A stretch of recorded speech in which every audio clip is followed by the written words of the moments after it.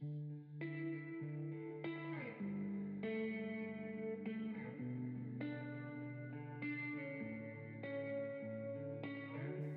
is a podcast by WellHouse Church, where personal spiritual growth is fueled through a variety of practices rather than a single prescriptive time of devotion, where we discuss different spiritual practices that help us be more present with God, others, and ourselves. How we doing, practitioners? How we doing? Another episode on prayer again. And we're, once again, going to be doing prayer for a while, so... Gonna be doing prayer for a while. Look, prayer I is think important. that's the deal. I grew up in a tradition where we talked about prayer, but nobody really taught how to pray. Exactly. Nobody gave me resources. I literally thought the only way to pray was to do spontaneous prayer. And that's fine for a season. Yeah. That gets old real quick. At least it did for me.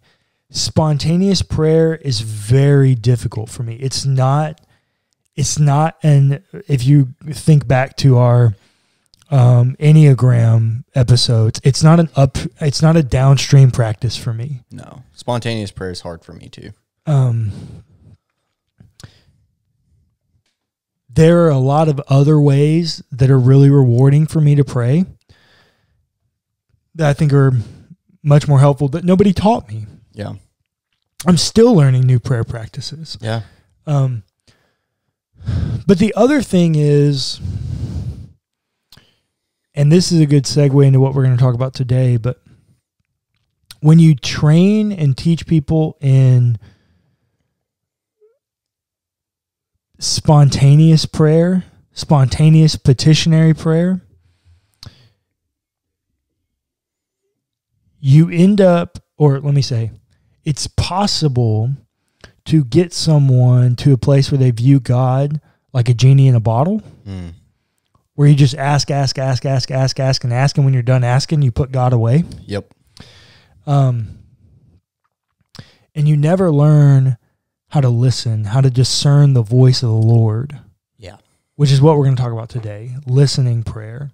I'll be honest, I don't really love the title of this because it almost makes listening prayer as a practice removed from other prayer practices. I don't think it's that rigid. I think it's much more fluid than that.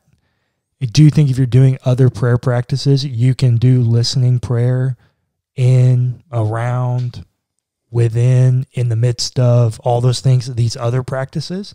I don't think they have to be as boxed and rigid as it sounds. Was it contemplative prayer that we talked about the story of those guys that we knew that talked every day and just one day he was like, well, why didn't you tell me that? Well, you never asked.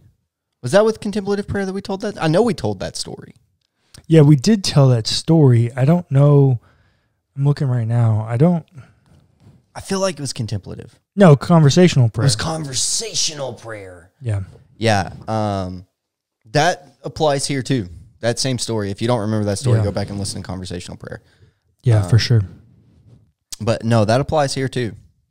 The reason we have these listening prayers is because, or these forms of like conversational and listening and allowing God to speak to us, is because how do we know God's direction for our life unless we let him tell us?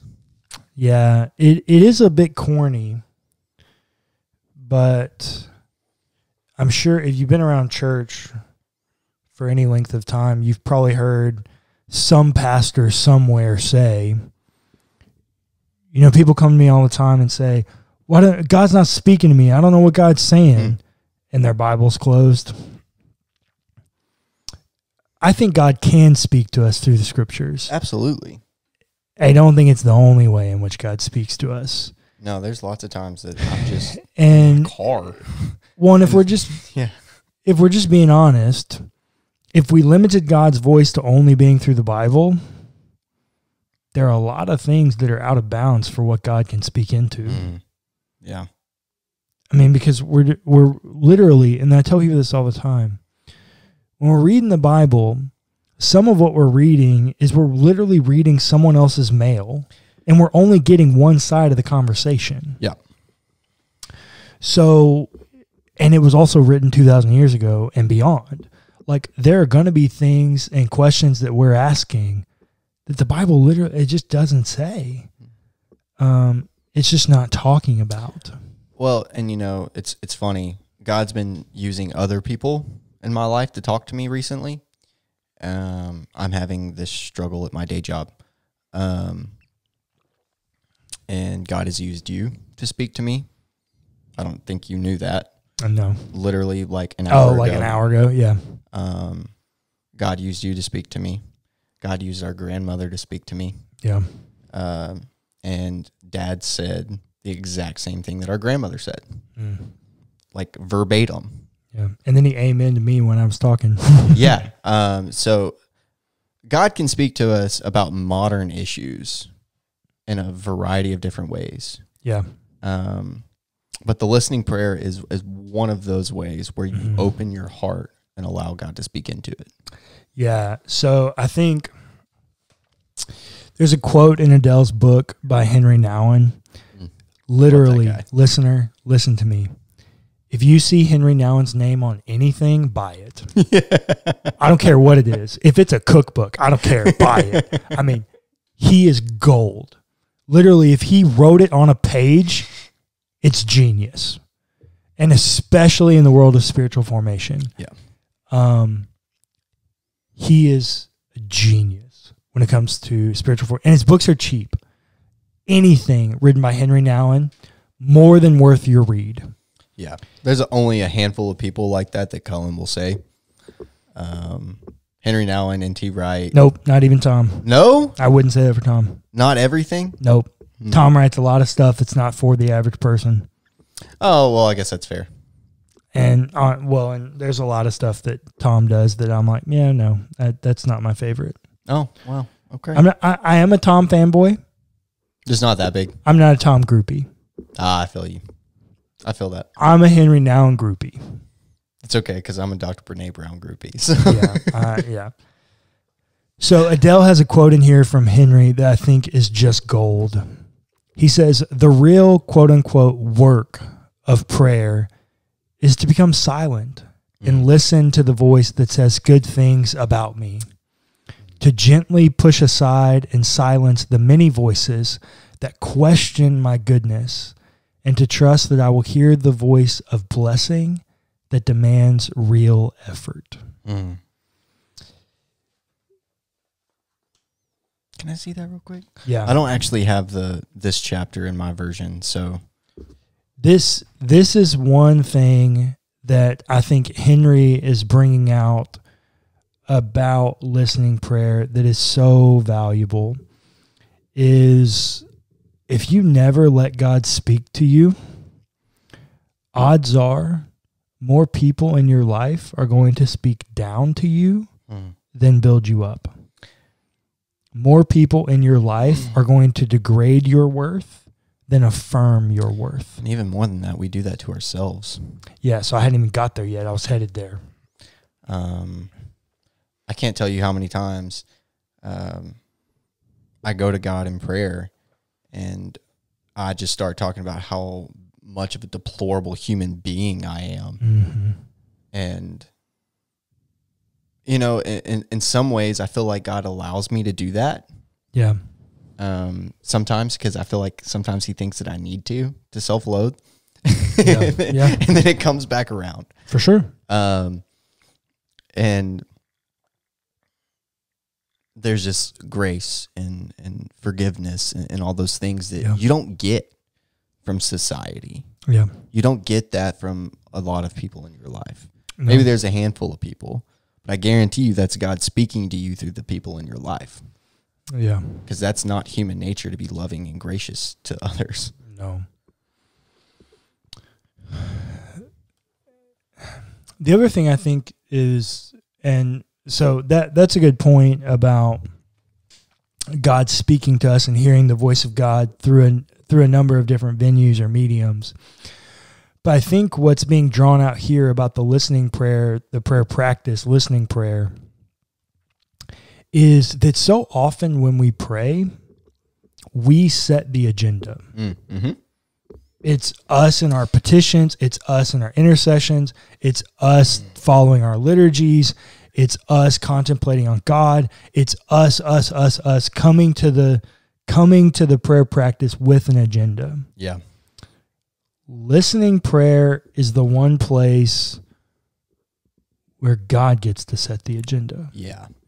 It's one where you give God the freedom to say, okay, now we're going to talk about what I want to talk about. I've been listening to you a lot, and I love you, and I'm happy to hear what you got to say, but I got some stuff I want to say too. Yeah. And I want to encourage you in some places. I want to challenge you in some others. I want to convict you in a few. You got some stuff that I kind of want you to get rid of. There are things that aren't allowing you to participate with me. Yeah, there are, well, and maybe not just sin, but maybe there are relationships that I don't want you in. Maybe things that are holding you back. Maybe you're in a job I don't want you in. Yeah.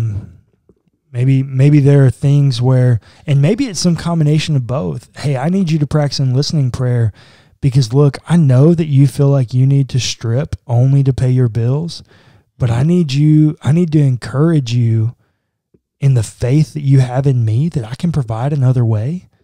I need to convict you in what you're doing, and I need to challenge you to step up and quit that job and trust me to give you a new one. They can be more intermingled in encouragement, conviction, and challenge than we want to give them credit for. And lots of times I think the voice of God is all of those things somehow all at the same time. That's so funny because, I've never thought about it that way, but the voice of God is loving, it's gracious, it's kind, it's also convicting, it's also challenging. Yeah. All at the same time. Just hearing the voice of the Lord, hearing what he's got to say is all of those things at once.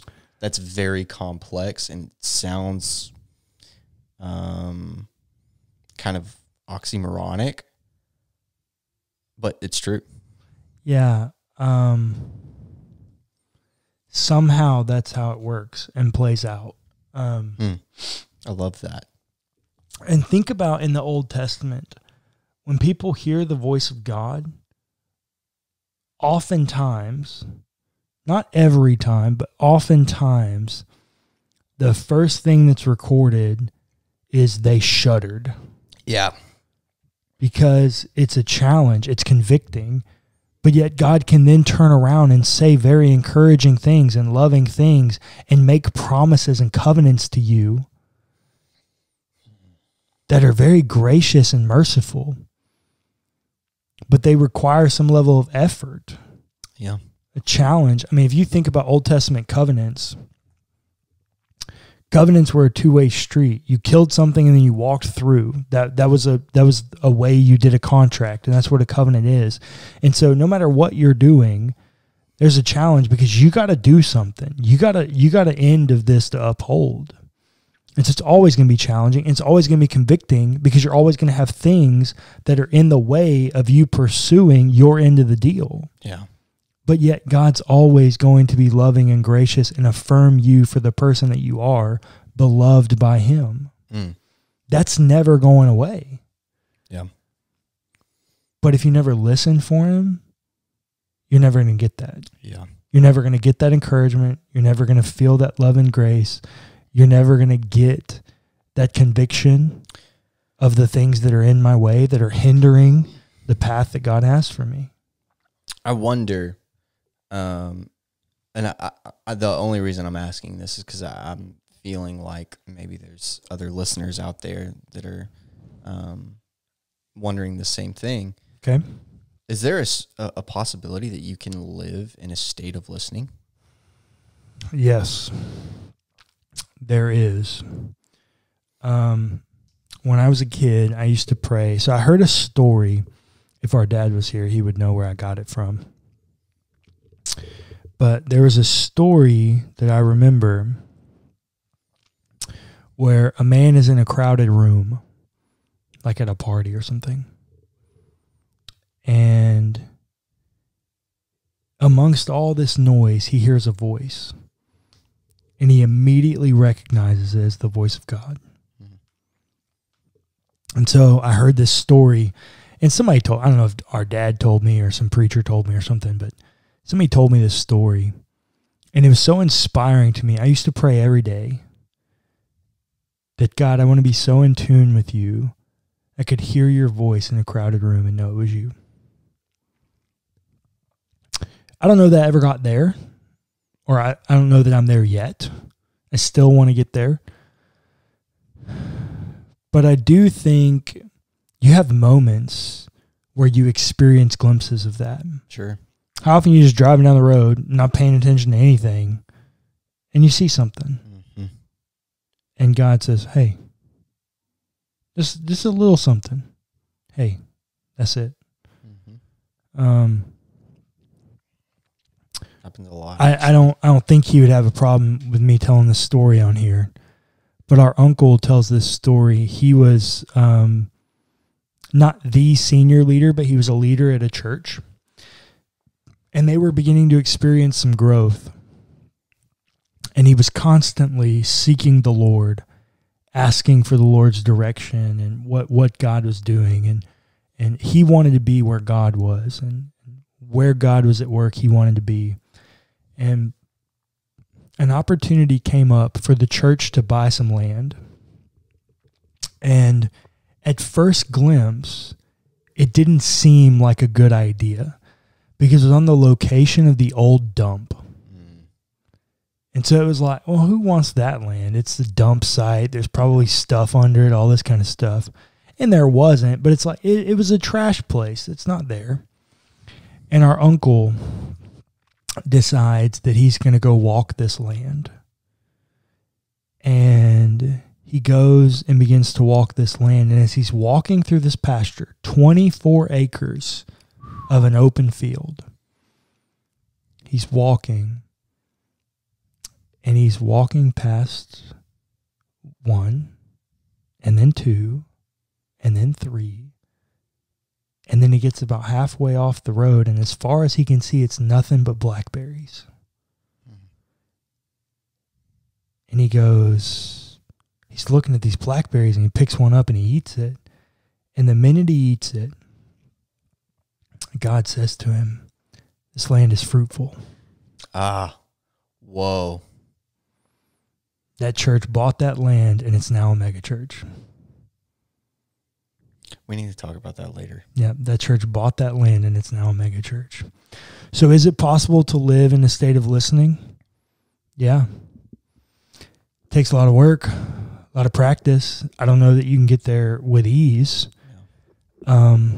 But it starts here with the listening prayer. It starts here with the listening prayer. And I remember I was in high school. No, I was just out of high school.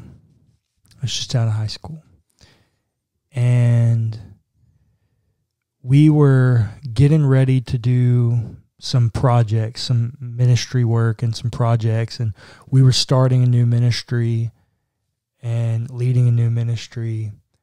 And so some of the leaders started getting together and we started praying.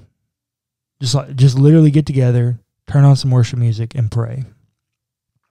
We originally said, okay, we'll do it for 30 minutes or we'll do it for an hour or whatever.